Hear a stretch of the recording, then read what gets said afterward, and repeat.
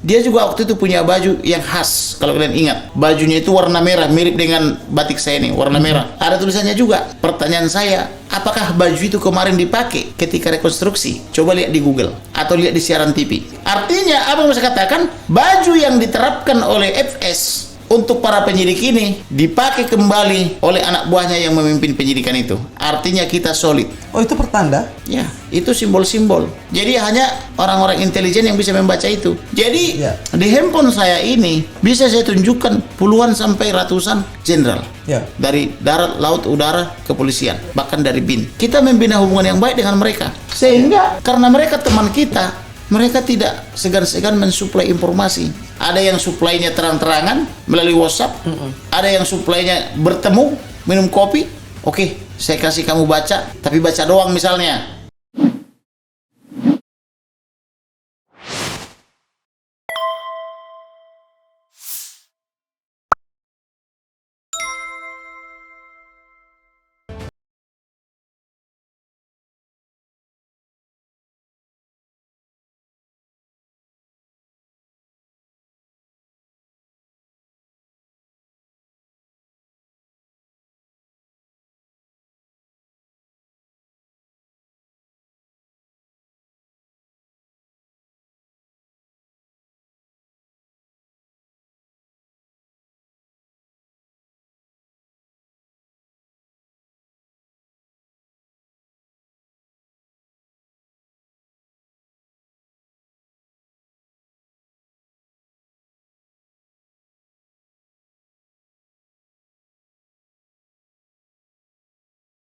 Nah, kemudian si Putri ini, biarpun tak ada saksinya, tak ada buktinya, tak ada visum repertum, tak ada visum psikiatrum dan sebagainya, tak ada CCTV-nya, tetapi semua lembaga ini, lembaga yang diduga telah terima amplop atau doa semua berkeras mengatakan dia diperkosa. Nggak jadi diperkosa di Duren 3 pindah ke Magelang. Harusnya kalau dari Duren 3 ya pindah ke Duren 4, Duren 5 kan masih masuk akal. Salah hitung duriannya kan begitu. Nah, tapi kalau lompat di antar kota, antar provinsi atau akap itu keterlaluan.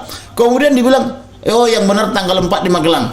Tanggal 4 kita bongkar percakapan dia dengan adik almarhum bahwa dia memuja-muja siapa namanya? Joshua. Dipoto lagi menyetrika. Kemudian dikasih caption yang sangat bagus, multi talenta, sangat luas dan sebagainya, bingung mau kasih gaji berapa. Pindah, nggak jadi Duren 3, nggak jadi tanggal 4, pindah ke tanggal 7. Tanggal 7 pun kita patahkan lagi. Tanggal 7 dia masih ajak bicara-bicara empat mata. Sampai seperempat jam, wanita mana habis diperkosa, panggil prianya, bicara empat mata berdua-duaan. Di kamar pula itu kan. Nah, kemudian nginap lagi antara tanggal 7 sampai tanggal 8 di rumah yang sama tanpa membuat laporan polisi.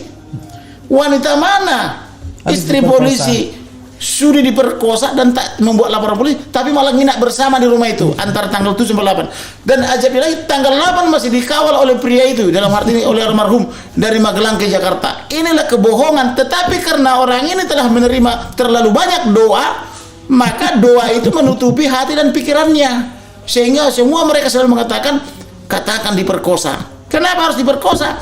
Karena dia mau menggeser dari pasal 340 ke 338. Seolah-olah, oh gara-gara istrinya diperkosa atau dicemarkan kehormatannya atau terguncang jiwanya, maka ditembak. Mereka lupa bahwa FS ini dari luar sudah menggunakan sarung tangan, sudah terencana. Kemudian diduga sudah memasang peredam supaya ketika ditembak nggak didengar oleh tetangga dan seterusnya itu. Jadi mereka ini sesungguhnya tidak makan sayur dan buah sehingga tidak terlalu pintar kan begitu.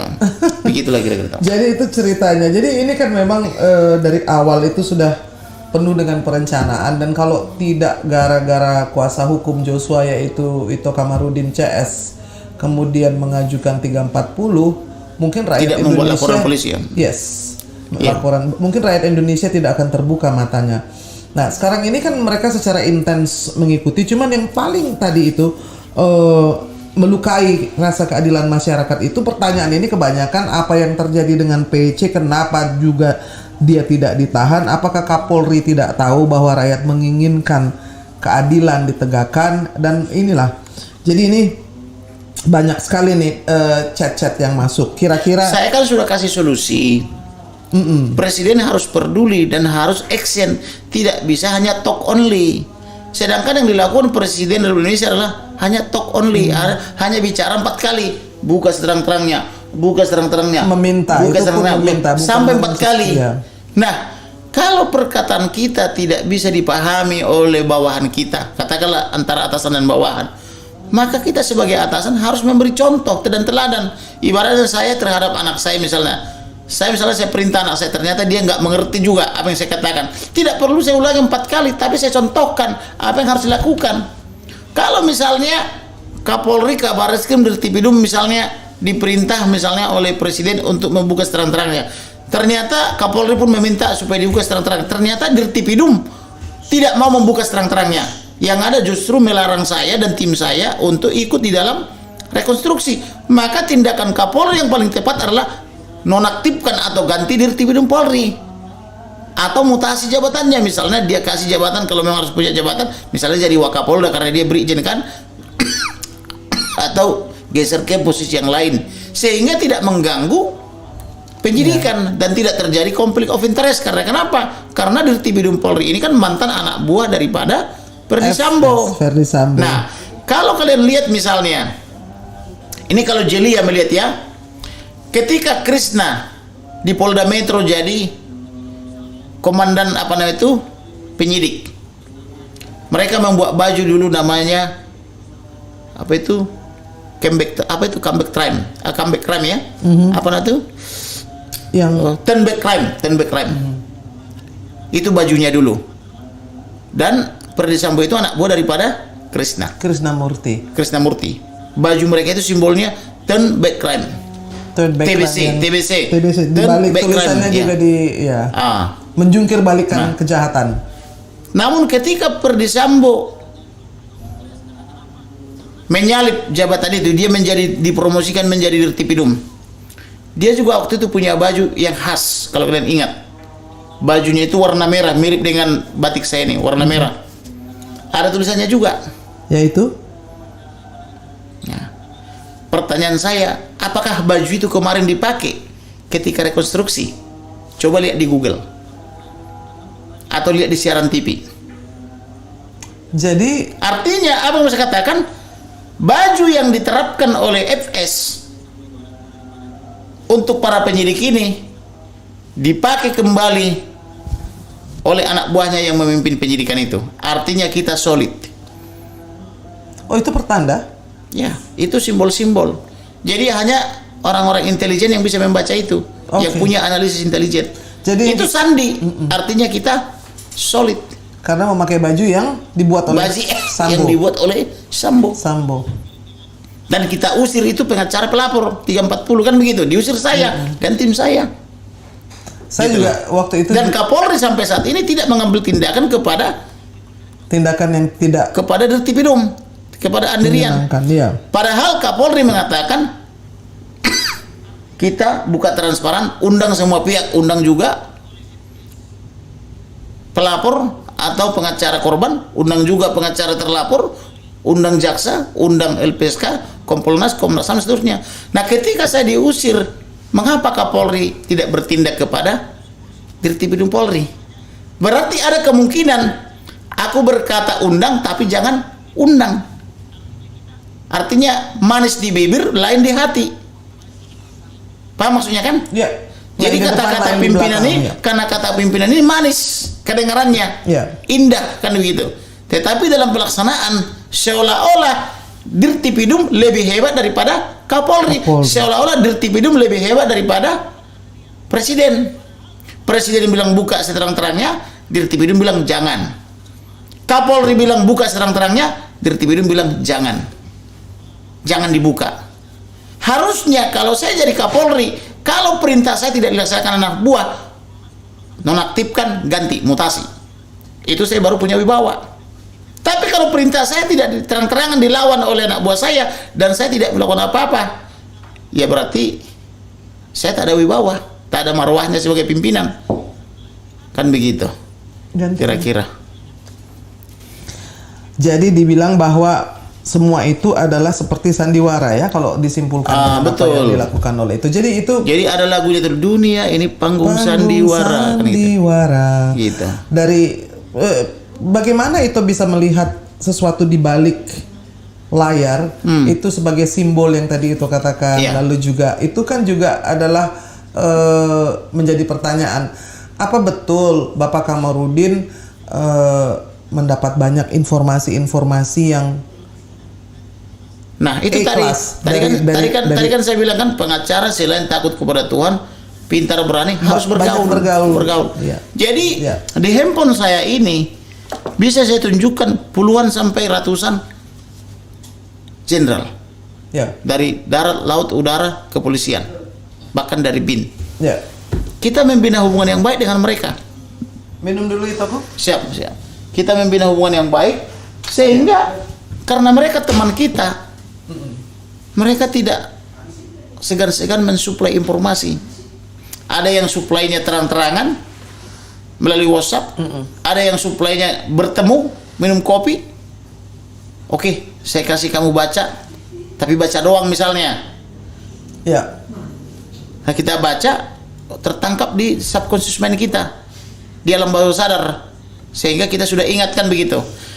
Tinggal sekarang bagaimana memformulasikan info intelijen ini menjadi suatu bukti. Ya.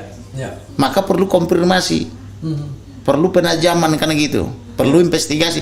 Tetapi setidaknya informasi intelijen ini menjadi panduan untuk menuju suatu titik terang.